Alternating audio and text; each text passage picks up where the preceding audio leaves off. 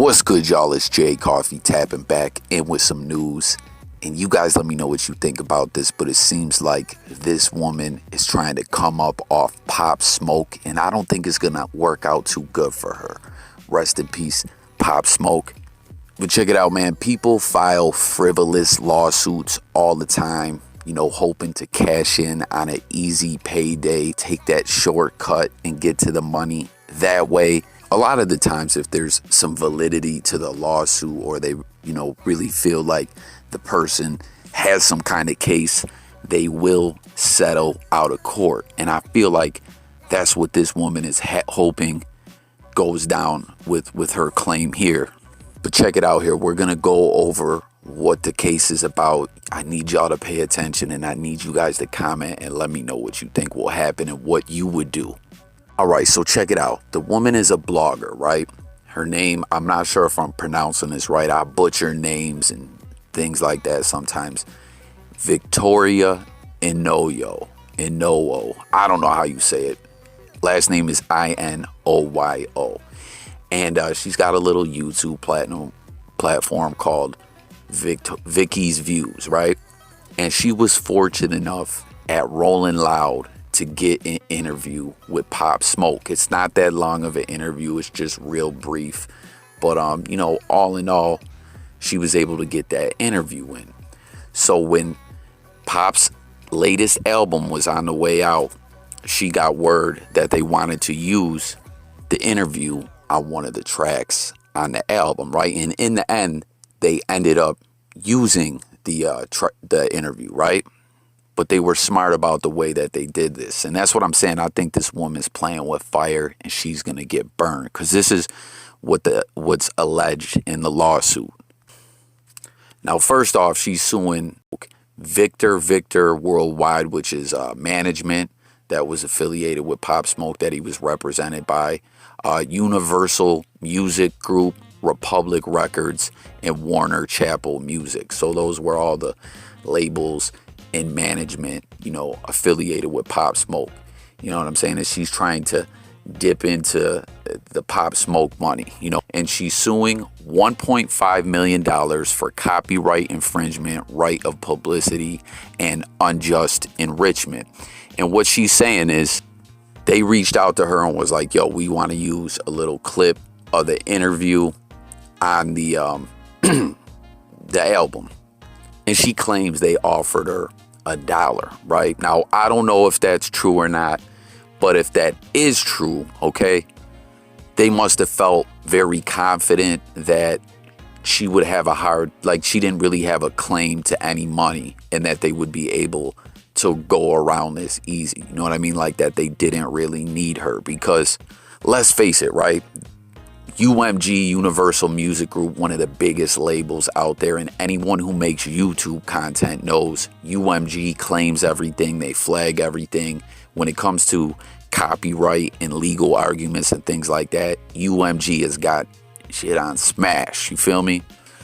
And when it comes to fair use, which for those who don't make YouTube content, you may have heard YouTubers talk about it.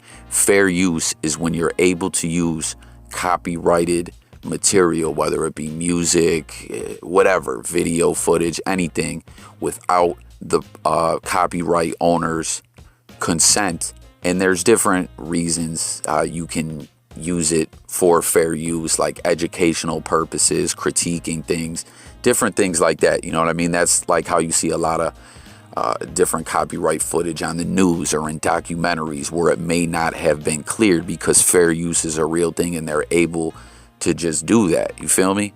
Now, this woman, from what I gather, I don't think she has a very big YouTube platform, but she's trying to get a quick come up off Pop's name. You know what I mean? Because she puts in this $1.5 million lawsuit. And like I said, I don't think this is going to work too well for her, because these labels know what they're doing. If they really did offer you $1 when they wanted to use this interview on the track, I don't think they really thought they had to give you ish. They probably more or less were just going to credit you in the album, and that would have been able to go onto her resume. You know what I mean? Like when she, for different purposes where she gets to list her achievements, credited on Pop Smoke's Shoot for the Stars, Aim for the Moon album, you know, the legend Pop Smoke and different things like that. You hear clips of interviews all the time on rap songs from radio stations and things like that, and the people normally don't try to sue because of fair use or just because it's a good look for them, you know. But check out what the label, what the music companies ended up doing is they were like, because she reached back out and was like, nah, I want to negotiate. We gotta, like, you gotta really pay me. So they were like, all right, check it out. We're gonna do it like this. We'll use Pop Smoke's vocals, like him answering the questions you answered, and we won't even have your voice on there. We'll have someone else like voice over your part. That's what they went ahead and did, and now she's trying to sue them, and I don't think that they're going to go for this at all. And honestly, I think it's a bad look for this woman. If she's trying to blog in the hip-hop sector and all that, I don't think this is a good look. Because check this out. All in all, the interview, the segment they used of it, 12 seconds. They used 12 seconds. In the lawsuit, they tried to say, well, the track is 2 minutes and such long. The interview segment is 12 seconds. So it's 21% of the 12% of the something. They're trying to break down what percentage of the song the interview would take up, where they didn't even use her vocals. And she's trying to say, I own copyrighted material used on this track, and they're not going to go for this. They're going to roast you when it comes to court. Because, like I said, let me break this down. When there's real labels and things like that that have a real legal division and everything like that, like they're a for real operation like UMG is, if you really had a case, they'll settle with you, right? But in this situation, they're going to tell you, fuck off. You feel me? Because even sometimes if it is a legitimate case and they just ain't feeling the person, they can stall you out with litigation through the court system for years, and that costs money. And I bet you her bank ain't matching UMG's bank, so they can stall you out till you're broke. I mean, it's a strategy when it comes to the civil court system or the legal system. You know what I mean? For years. And I really don't think this woman has that much of a case. They use such a short segment. I feel like it could be, covered under fair use. And the way they went about it when she was giving them problems, leading into the album, the way they took her vocals off and had someone else's put on, I feel like they did that for a reason, because they foreseen that this woman might get on some bull-ish. You know what I mean?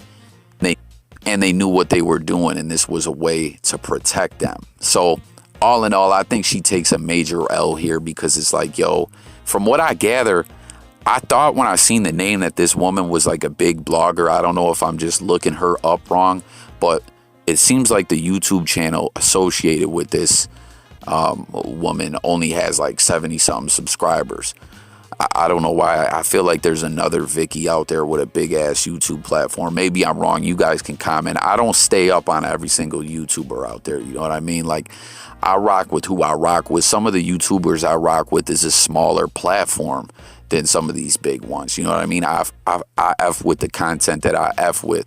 You feel me? Like, the numbers ain't really saying much to me. But you were fortunate enough to get behind the scenes at Rolling Loud and get you that little interview. And now what are you trying to do? Throw some lawsuit out there for 1.5 M's. I guess M, because that's not plural M's, but 1.5 is more than 1 M. But my point is, you could have built up off this or whatever and tried to push your career along. But instead, you're trying to sue. So on top of that fact that I think this woman ain't gonna get a damn thing, and it's just a bad look with Pop Smoke being passed, and it's kind of, even though she ain't really coming at Pop, it still kind of drags his name. Even though it's the label, it's still attached to his name and isn't a good look. And no one's ever gonna want to have anything to do with her in the future in the hip-hop sector. You know what I'm saying? They're gonna be like, she's going to end up getting blacklisted and blackballed. And that's what it is, in my opinion. See, like I was talking about copyright and all that, YouTube has a flucked up system that allows people, they've gotten better with it, but in the past, they really let people to like erroneously lay BS copyright claims on things, where if ever see a lot of people with big platforms push their podcast or their Patreon or other places to put out content because they don't have the ridiculous restrictions that this platform has. You know what I mean? Because a lot of that stuff doesn't really hold up in court. It's a BS game that a lot of people try to play on this platform to throw claims on people's videos, you know what I'm saying, and take money out of people's pockets, essentially, and I think someone got in her ear, or however she came up with this idea on her own. I don't think it's going to work out too well for her. And I think it's type lame, type corny. You know what I mean? Like, you should have said, okay, throw me on there, mention me in the credits, whatever. And that would have been a good look for her. But now she's just going to look real fugazi when it's all said and done and probably end up with nothing. Maybe I'm wrong. I don't know. That's just my take on it. I'll try to, update you guys on this situation. But when it comes to lawsuits, you don't always hear what goes down. You know what I mean? A lot of times they keep it out of the media. A lot of the times that's part of the lawsuit and settlement is no one can talk about it. You feel me? So this might not necessarily hit the news cycle in the end, but we'll try to keep you guys updated on this. But I just wanted to know what y'all think. Do your views echo my feelings, or do you feel different? Like, do you think that they were really out of pocket to use 12 seconds of the interview? You know what I'm saying? And like I said, they went about doing it in a way that I feel like they knew what they were doing, that it protected them. UMG knows what they're doing. Like, this woman's just on some bullish, I think. So jump in the comments. Let's talk about it. New viewers, sub to the channel. It's J Coffee Talk. I'm gone.